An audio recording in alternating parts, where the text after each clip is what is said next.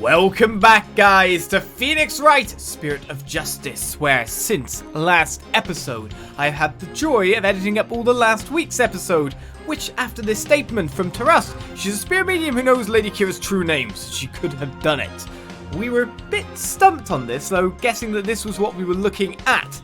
However, because I've got to review an entire week's worth of footage, by of course looking for thumbnails, looking for post-rail segments and whatnot, I of course stumbled back to Taras' house, where we dropped a certain scroll, as Rafa gave us an explanation that you require not just a spirit's true name, a person's true name, but you also need to know their face to be able to summon them. The power of editing comes through in a different way this time, as we now present what should be this, because of course it says on it about the true name, as our main piece of evidence to bust this testimony wide open. The Tome of Secrets is only given to the priestess who performs the purification rite.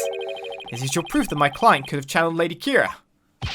Yes, indeed, for it contains the true name of Lady Kee'ra, a secret only revealed within. Have it in me. I'm afraid you're mistaken.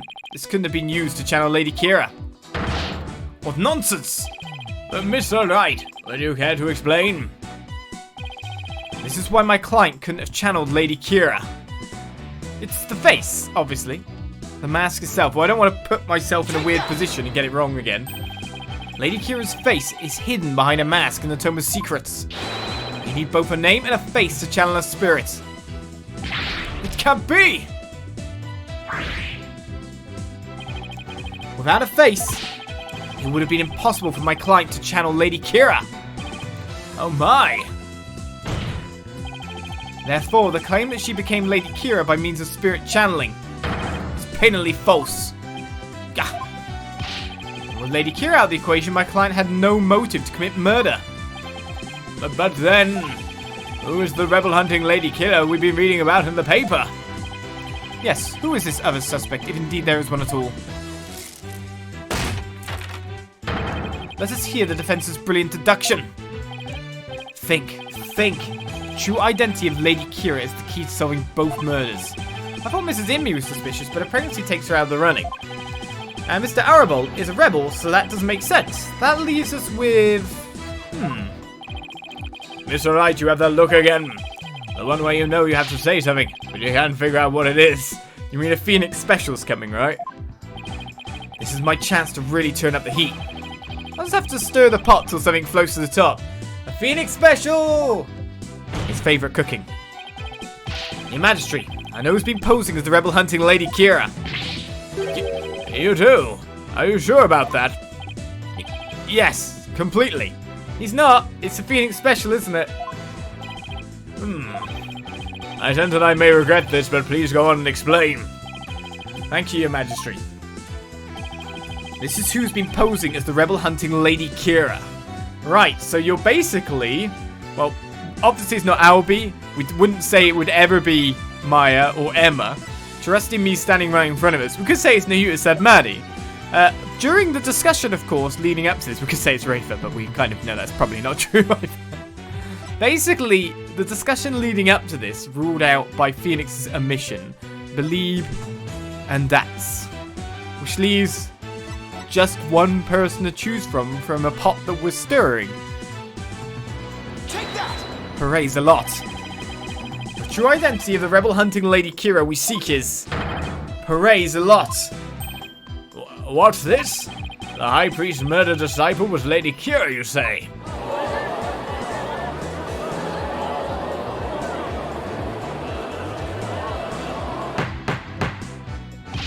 Peace! I say peace! The defense will continue. Will we? Yes, Your Majesty. I whittled down the list of suspects until there was only one left. Kinda did. But a process of elimination is not the same as solid evidence. Isn't that what you've been using a lot of times? I assume you have evidence to back up your claim? Yes, of course. I'll have some in a moment, that is. At least, I hope so.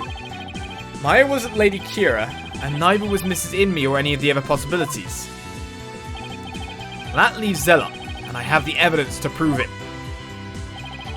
The evidence that proves Acolyte Zeh'lot was posing as Lady Kee'ra is this.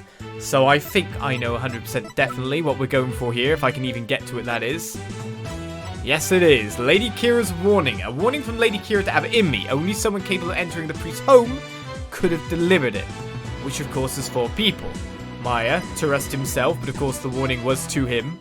Beh'leeb, and Zeh'lot, which at least locks our suspects down to that group. Do not perform the right... I know what you're planning. Oh, really? Take that! This is what proves that Acolyte Zeh'lot was Lady Kee'ra. Lady Kee'ra's warning letter. How absurd. What could that possibly prove? Prosecutor Samadi? You stated that this warning letter proved that my client was Lady Kee'ra, and the reason you gave was that the High Priest's house was locked tight. But there was another member of the family who lived there. Ah. Therefore, Acolyte Zeh'lot could have delivered the warning anytime he wanted. What is he talking about? That's just not possible.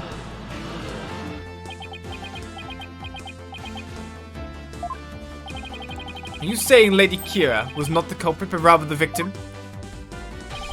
That's exactly what I'm saying. But that would overturn the entire premise of this case. This trial has proceeded on the assumption Lady Kee'ra was behind the serial killings. But if Lady Kee'ra is one of the victims, who was the killer, and what was their motive? The only suspect left is Mrs. Inme. And there's only one possible motive. What if Mrs. Inme is a rebel? What? Fiend, you're still bent on casting suspicion upon my lovely wife? Blasphemer! You have no evidence of this. Repent for the mistrust in your soul. Objection! Well, you have no evidence either. After all, the dagger with my client's print on it wasn't what killed Acolyte Zeh'lot.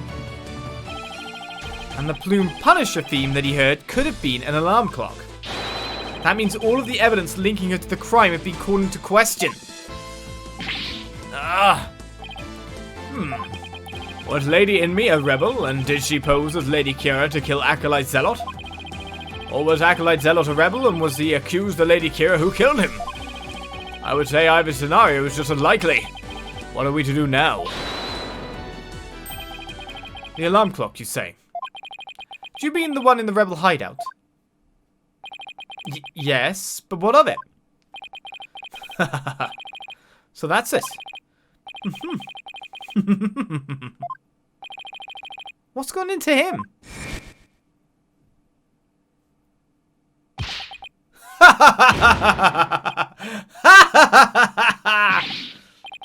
Abbot Inme, just what is so comical?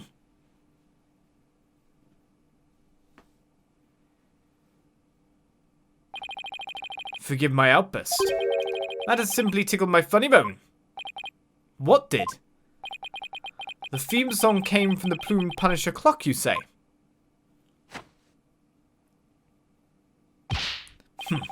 That alarm could not possibly have gone off. What makes you say that? The clock was working just fine the last time I checked. Try using your head for a change. Would not the existence of a secret hideout be given away if an alarm kept going off? Wait. You don't mean... Indeed. We'll leave the alarm switched off at all times. No! Well, at least it makes perfect sense for once. In that case, I'm sad to say the defense's claim does not hold water. would you care to respond, Mr. Wright? Oh, this can't be happening. Not now.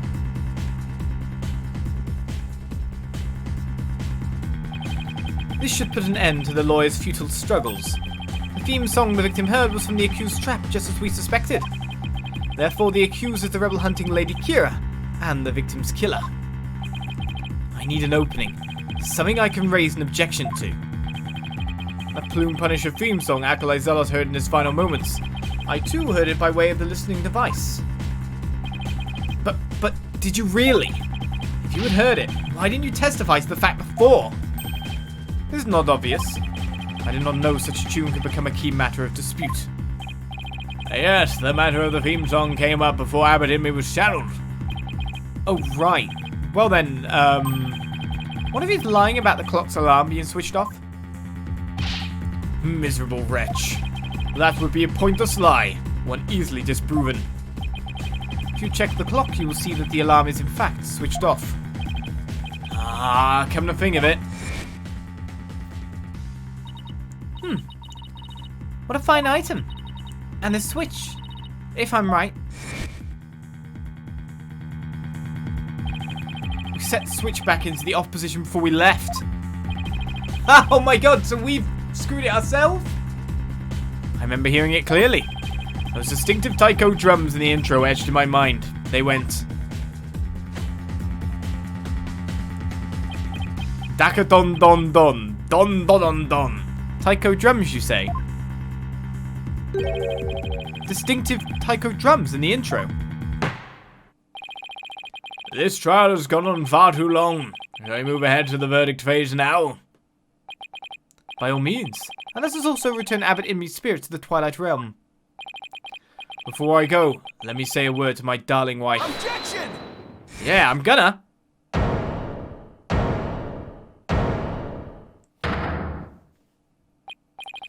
Now hold on just 1 minute. Your Majesty. Yes? The High Priest's statement is inconsistent with a certain piece of evidence. It is. Still you arrive in defiance of your fate. The very sight reminds me of a tortured soul arriving in flames. You won't be saying that once I show you the evidence. Now, all I have to do is pick the right one. This piece of evidence is inconsistent with that statement about the taiko drum intro. So it's something with the theme song. Got it. That's not what we heard. This one-of-a-kind strap plays the Plume Punisher theme when the Magatama on her belt is pressed. The Plume Punisher theme. That's what she had on her. At the time. Take that! This is what's inconsistent with his statement. My client's Plume Punisher strap. What does that have to do with anything? It plays the Plume Punisher theme song. And here it is. The theme to the Plume Punisher, warrior of Neo Twilight Realm.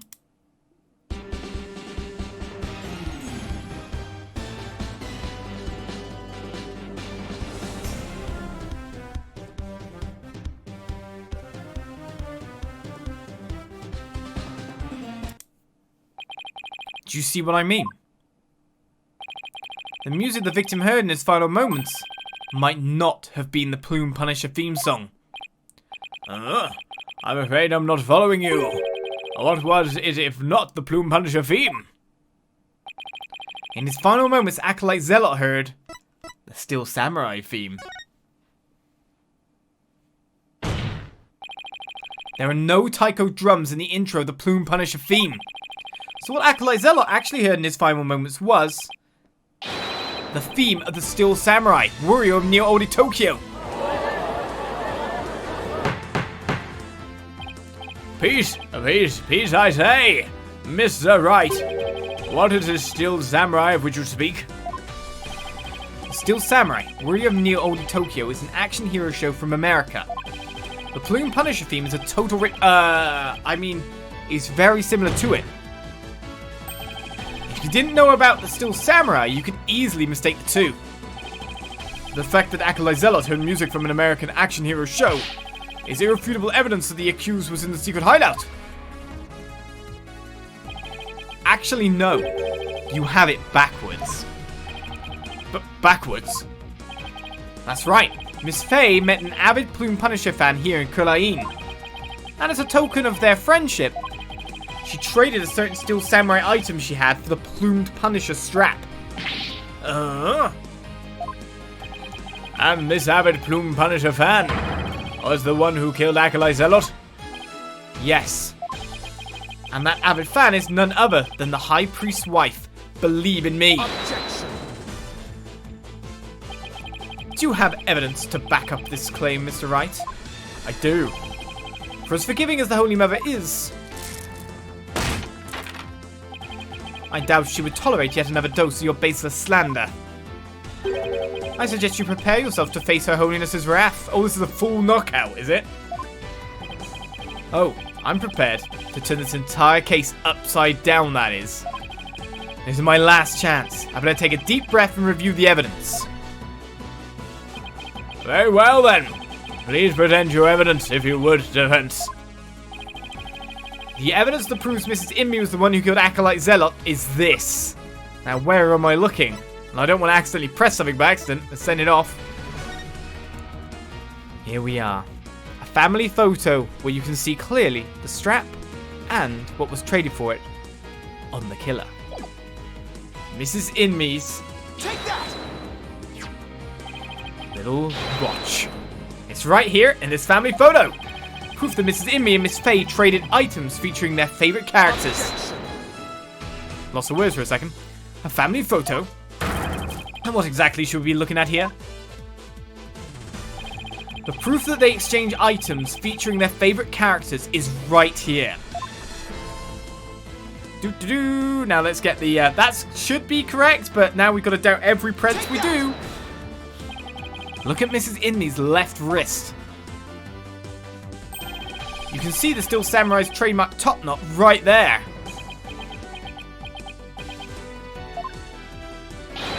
Which clearly makes this the Still Samurai watch. Ah!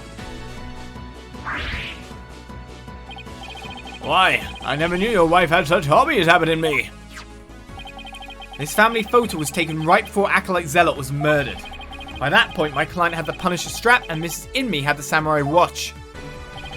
So what the victim heard in his final moments was none other than the sound of the watch Mrs. Inmee was wearing. I wish to amend my testimony. What I thought were taiko drums was something else. My wife never had such a watch. It's the truth I tell you. You must believe me, your majesty.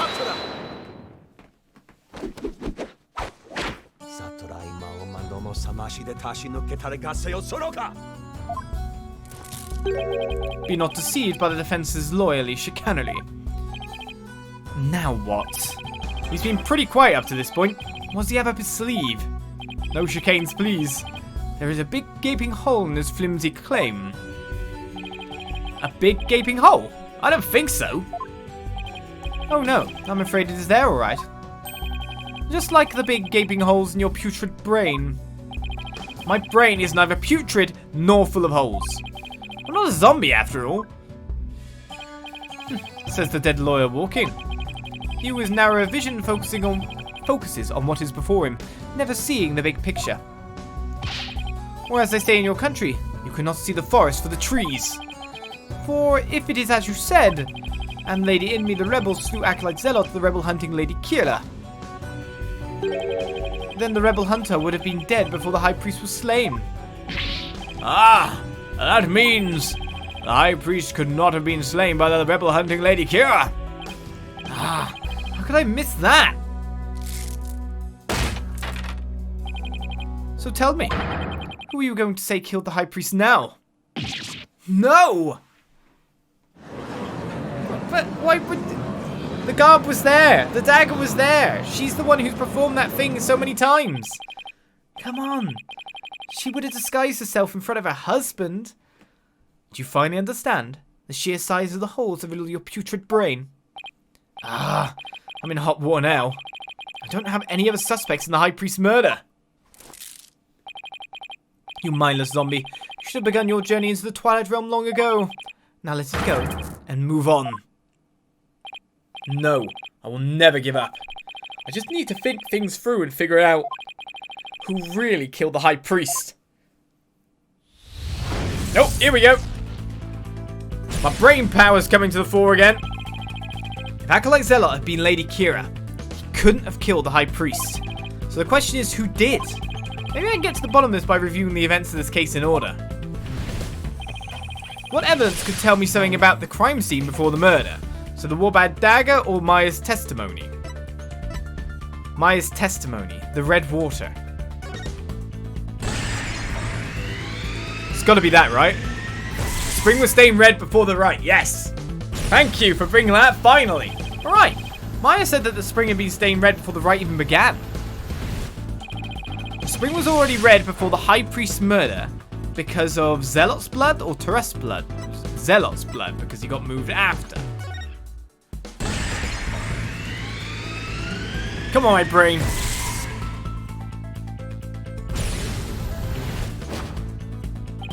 That's right. Zeh'lot had been killed in the rebel hideout the day before the rite, and his blood had flowed into the spring. Wait a second, the High Priest knew that Zeh'lot had been killed in the hideout. So why didn't he report it to the authorities? If Maya had been the killer, he could have easily had her arrested on the spot. Why didn't the High Priest inform the authorities right then? To threaten Maya? To keep the hideout hidden? Well, you know, of course, it's, you know, he'd give the game away, wouldn't he? He'd show he's a rebel. Can't give that up. He wanted to keep the hideout secret. Can't have the authorities in there, that'd be stupid for him. If he reported Zeh'lot's murder, the authorities will find out about the hideout. That's what he was worried about. But by going through with the rite, the High Priest risked having Maya see the spring running red with blood. Why did he have to go through the rite? Did he want to kill Maya or set up the scene during it? Well, to be honest, you want to get someone in there, so if you kill Maya, you don't have someone who could have killed Zeh'lot. So, of course, it set up the scene during it.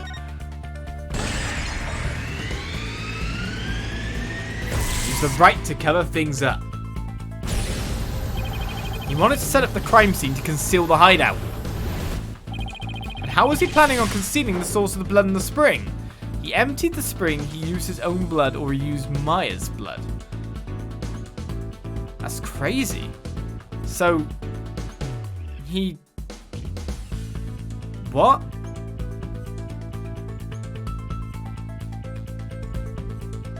Wait. Yeah. So he's covering up for his wife, who is of course pregnant with his child.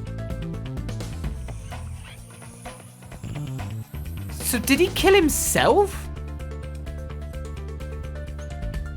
Well, that's the only option. He didn't empty the spring because the spring was there. He didn't use Maya's blood because Maya wasn't injured. So if you're just looking at those things, it's obviously he used his own blood. Did he sacrifice himself to save his wife?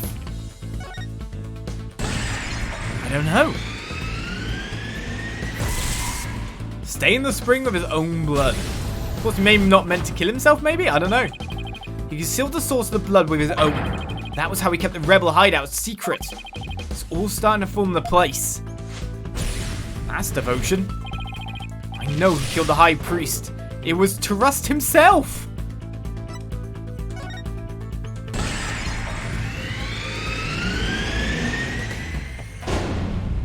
Turest's death was a suicide.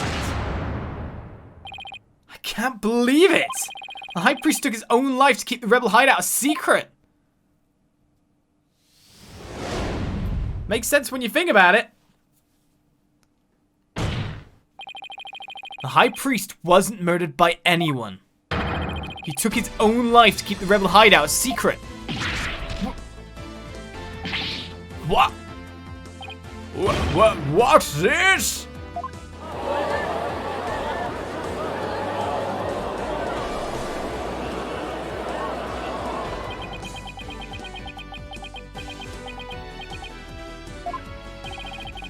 The High Priest committed suicide?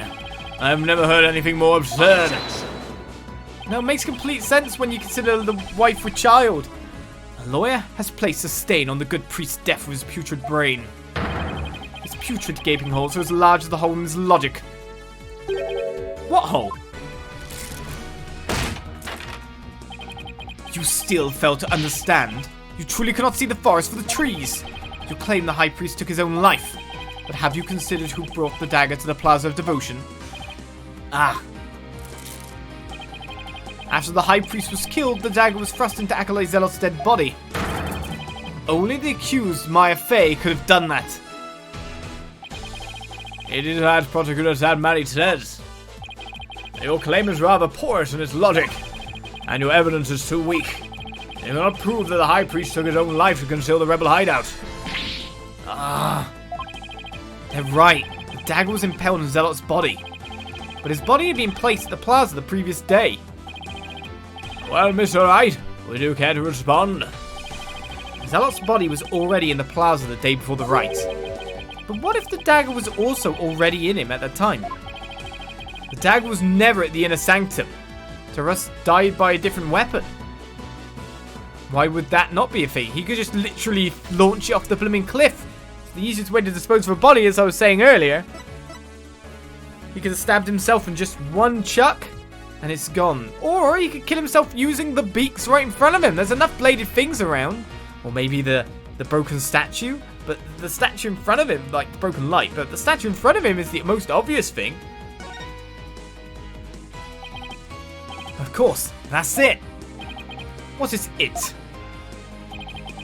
There was no need to move the dagger. It had already been stabbed into Acolyte Zeh'lot's body the day before the rite. What? So that means... What does that mean? It means the dagger wasn't the weapon that took the High Priest's life. No weapon was ever found at the inner sanctum. If you will not listen to reason, then I insist you prove your assertion. We know if there's a killer weapon there! Show us what you believe the real murder weapon to be. The real weapon? I've got nothing, but I know there had to have been a weapon there. Maybe if I think back on the trial thus far, I'll spot the clue I need. Well, would the defense care to tell us what the real murder weapon is?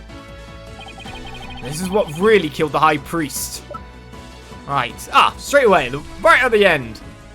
His sharp protruding feathers took Zeh'lot's life, which would have given, of course, Turrust the idea. Take that! What really killed him has been at the inner sanctum all this time, and its lethality has already been demonstrated by the late Acolyte Zeh'lot. That's right, it was the Warbad statue. Conquer! You believe that that statue claimed both victims' lives? Would you care to chime in, Abbot Inmi? No, he lies. Pay him no heed. Why, it's...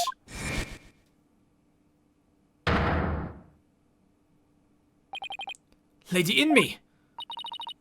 Darling, don't you think this has gone on long enough? Beh'leeb, no! Your Majesty, my wife knows nothing! Please, Abbot Inmi, let your wife speak.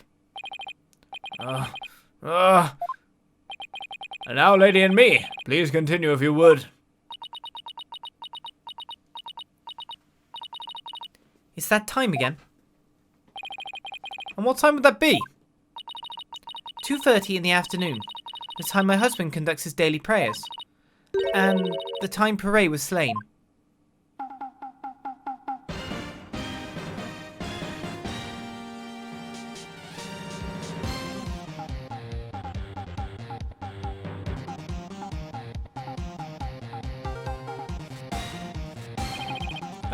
That sound, it's... Steel Samurai alarm. I too like to pray at the same time as my dear husband. So I set an alarm to remind me each day, but I had no idea it would come to this.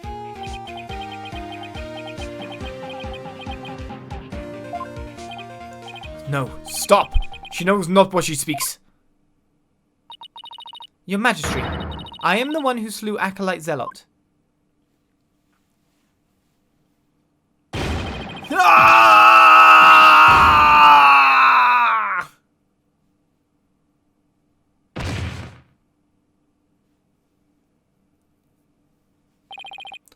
Abbot Inmi!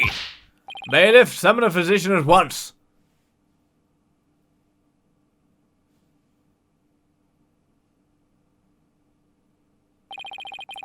A physician is now attending the High Priest, so there's no need to fear. And now let us continue. And what about the half of him called Maya that's still among the living? Mrs. Inmi, will you tell us everything you know? The truth is, I'm a rebel, just like my husband. This tragedy unfolded before the rite during the Feast of Blessings. I had gone to the rebel hideout to prepare for Datz's escape. And that's when Acolyte Zeh'lot suddenly appeared. Yes. Pare was shocked when he saw me there. Acolyte Zeh'lot did not know you were a rebel. I do not believe he did. I believe he was there simply to investigate the hideout. And then he suddenly came face to face with Mrs. Inmi. So the true identity of the rebel hunting Lady Kee'ra was Zeh'lot? Yes. He was a member of the secret police, serving directly under the Minister of Justice. The secret police? And this is what he said to me. I can kill rebels with impunity. The Justice Minister has my back. He was using his position within the secret police to deal us rebels a heavy blow. But murder sanctioned by the Crown is still murder.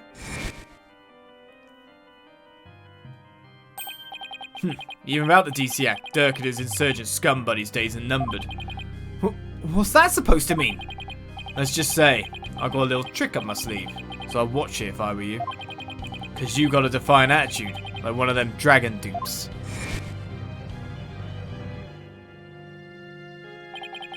The trick up Minister Inga's sleeve was Lady Kee'ra.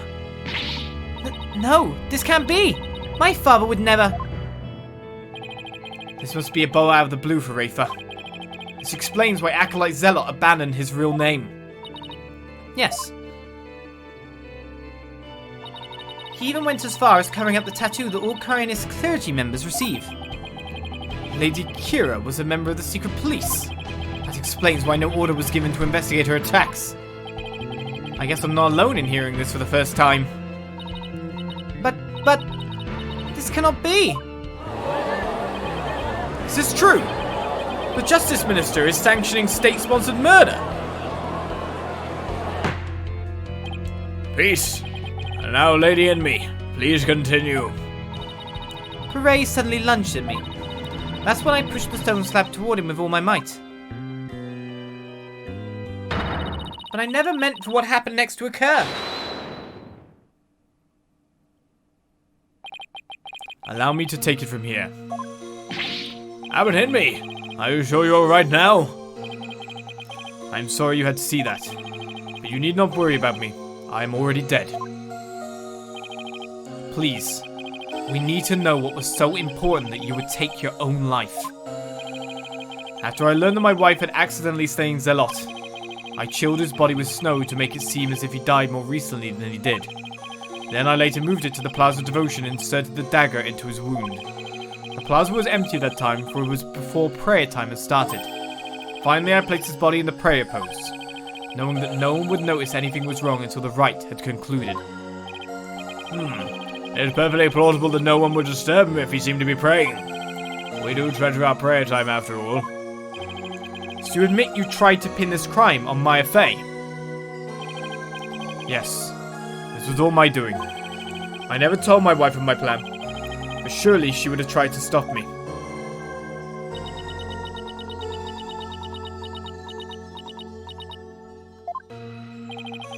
How did you get Miss Fey's fingerprints on the dagger? I had her hold it while we were rehearsing the rite the day before. And right before the rite I drugged her with a sleeping agent.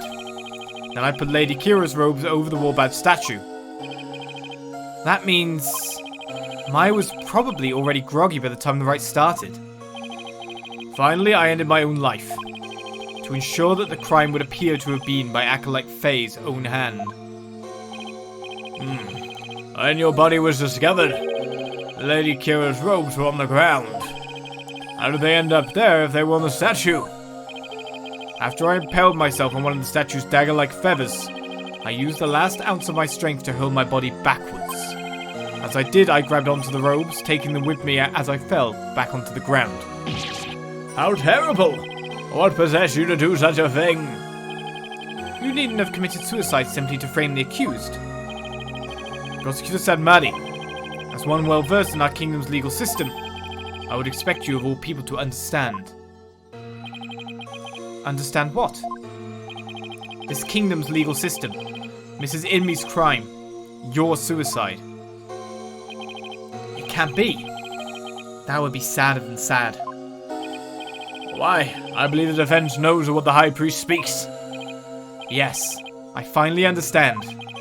This explains why the High Priest took his own life. So if we're looking at legal system stuff... it's one thing we have not presented. Branding it with the Defiant Dragon's mark demonstrate the strength of Dirk's convictions. Those who would support criminals would be deemed just as guilty. Which would make him, right? No matter way, Which way? He just wanted to make sure that his wife never went to trial. But I'm guessing it's this, the strength of conviction, the defiant dragon, that kind of thing. Take that! A Defense Culpability Act. Indeed. Circumstantial evidence supports Mrs. Inme's killing of Acolyte Zeh'lot in self-defense. However, it would be next to impossible to prove it without a lawyer. That's why the High Priest wanted to pin the crime on Mayor Faye. I failed to see what that has to do with his suicide. In Khura'in, the divination seance is the most important piece of trial evidence. The High Priest wanted to frame Miss Faye as a serial killer. It was a clever plan in which he made sure that he'd see Lady Kee'ra in his final moments. The lawyer speaks true. That is why I placed Lady Kee'ra's robes upon the Warbad statue. I made it seem that Acolyte Faye was the rebel hunting Lady Kee'ra. But... Are you saying you used my divination seance to produce false evidence? Forgive me your benevolence, but it was the only way to help my lovely wife. If you had approached me first, I could have proved the murder was in self-defense. Perhaps, but I had little faith in lawyers, despite being a rebel. How utterly foolish to cast away one's life for such a reason. There must have been other ways to cover up the crime. Yet had I done so, my wife would rush to my defense, and when the case went to trial, she would suffer the same fate as I under the Defense Culpability Act.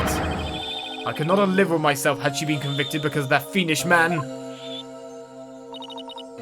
This cannot be. All I have done under the laws of our kingdom, it has all been... Poor Rafa. She's really taken this hard. But I can't say I'm surprised.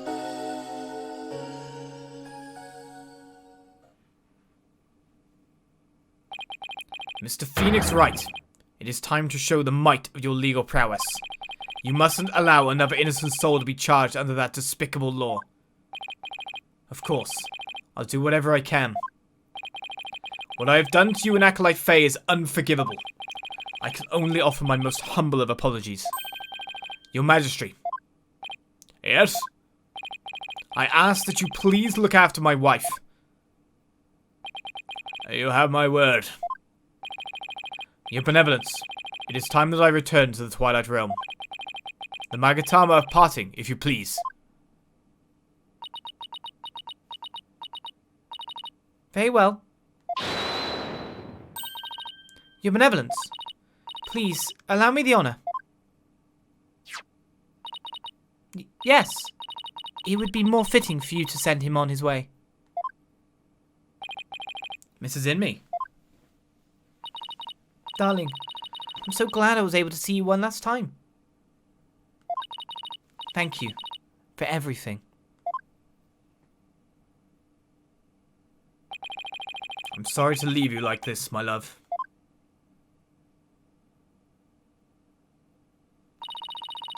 Now you can watch over me from the world beyond. Yes, always and forever. With every breath I take, my darling, I'll be thinking of you.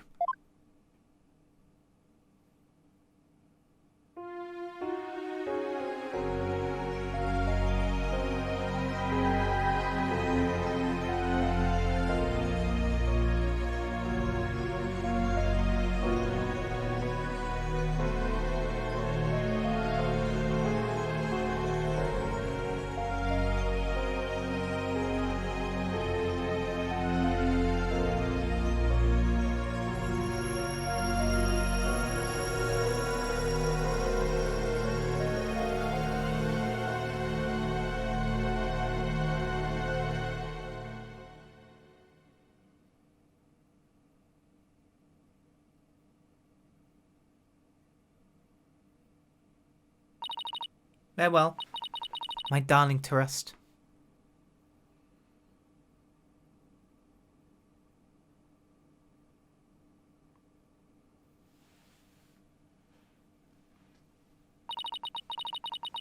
The High Priest has returned to the Twilight Realm.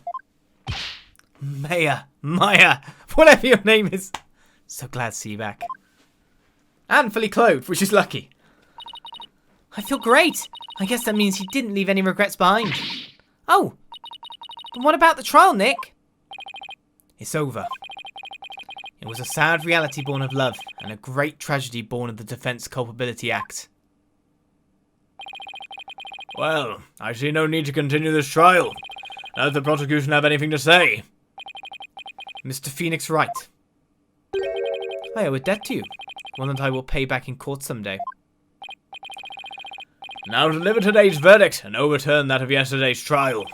With respect to all the current and previous charges against them, I hereby declare the accused, Maya Fey, and the defense Phoenix Wright.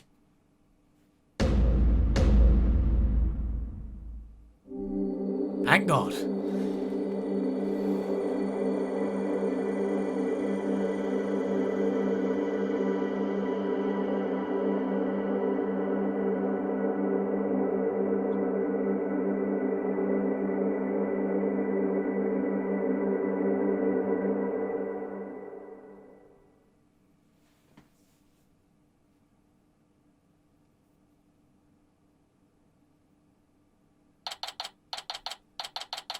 And so we move out.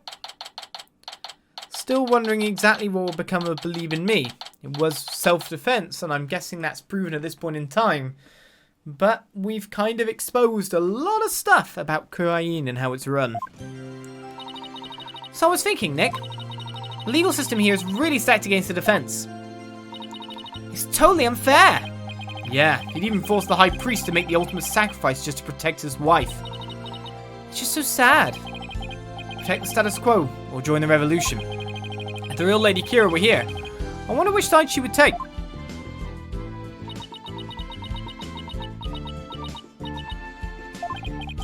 Your benevolence. Huh? What? I was, just wondering. Are you alright? Quiet you! How can I possibly be alright? Yeah, she's not doing well at all. Who do you think you are, suddenly appearing before me? Trampling my insides underfoot and plunging the Hall of Justice into utter chaos! You even desecrated my mother and father's teachings, you soulless infidel! Oof, that was a bit more extreme than usual.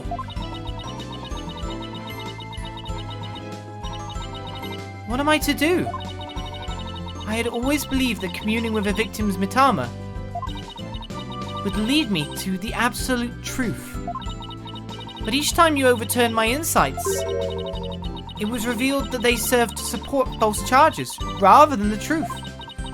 I am left now with that heavy truth in my heart. I'm sorry, Rafa. Perhaps I am not worthy of hearing the voices of the mitama. That's where you're wrong, your benevolence. What? Maya? How dare you! Your role is to bring forth the voices of the mitama into our world. If you don't do it, who will? You know nothing, Maya Fey! It was spirit channeling, not a divination seance that brought the truth to light. How dare an outsider like you employ the Queen's secret art? What can I do? My spiritual power does not even approach yours. Is it not a cruel joke? The royal priestess, bested by a lowly outsider. Don't be so hard on yourself. Why not? It is worth at least a laugh or two. You shouldn't talk like that. Huh? Listen, your benevolence. You were just fulfilling your duty, weren't you? And you're the only one capable of performing the divination seance, right? The station of royal priestess is not something to abandon lightly. The station of royal priestess? The people of your kingdom believe in you, but if you really mean all that you just said, then what are they supposed to believe in? You know not of what you speak! Actually, I kind of do. After all, I'm only here training so I can become the master of my village back home. A village master, you say? I did not know. It seems I owe you an apology. For even today, I called you a neophyte practitioner. It's alright, your benevolence. Thank you for finally acknowledging me. A future queen and a future village master? I guess it shouldn't be a surprise. considering they may have had a common ancestor. Maya's right, Your Benevolence. Barbed head. Your insights were a crucial piece of evidence in this last trial. It doesn't matter if they weren't always 100% accurate. You should be proud of what you did. You played an important role in assuring that justice was served. And besides, your insights aren't the problem here. It's your kingdom's legal system. Without lawyers, your insights have come to be accepted as the sole truth. And the Defense Culpability Act, which gave rise to that, is the root of it all. But that is the dangerous thinking of a rebel! Your Benevolence. As Crown Princess, you are destined to rule this kingdom one day. That means there will be many things that you alone must determine. Things like how to keep your people happy, and what is true and what is false. And most importantly, what role you must play therein.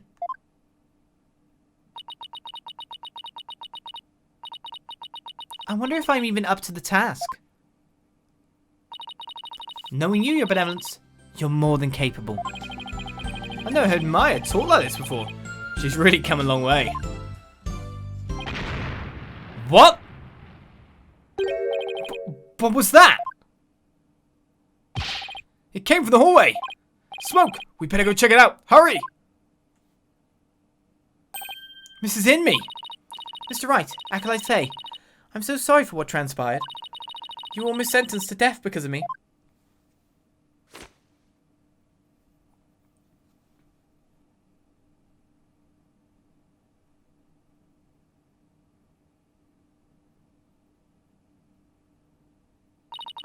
I will make amends by picking up where my husband left off. I will see the revolution through, so nothing like this can ever happen again. For that is the depth of my love for my dearly departed husband. Lady Inme, we gotta hurry! Her voice! Is that Mr. Rebel? I must tell the people. They must learn that the peace we enjoy is a false one.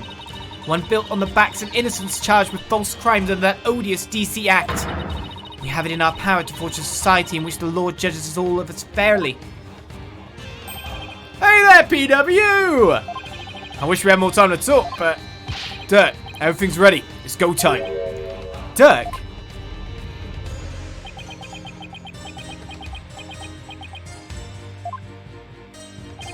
Wait, was that the rebel leader Dirk? After him! Don't let him get away!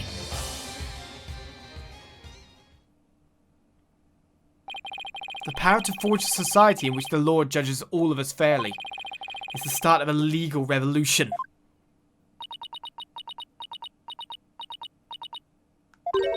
Hey Nick, hate to bother you while you're lost in thought, but I just got this great idea. What is it? The Steel Samurai versus the Rebel Dirk. I bet it'd make for another awesome TV show. And if we threw the Plume Punisher in there, everyone would go nuts over it. You do know there's like some kind of battle going on around you guys, right? I'll never get what she sees in those shows. But it's good to know that no matter what happens, Maya will always be Maya. Can you like take cover? There's guns. There's bombs. No threat, urgency, you know, what? I'll never understand these guys. As another case comes to an end. I can live through like a death sentence, therefore all that going on around me. Not interested. Another episode has been added. Another chapter for us to begin. Another trial awaits us. Next time on Phoenix Wright, Spirit of Justice. I'll save the game, and I'll see you next time for more. What a weird and crazy case, as now even more stuff happens in Khura'in. Will we be in Khura'in next time? Who knows? Join me then for more. Bye-bye.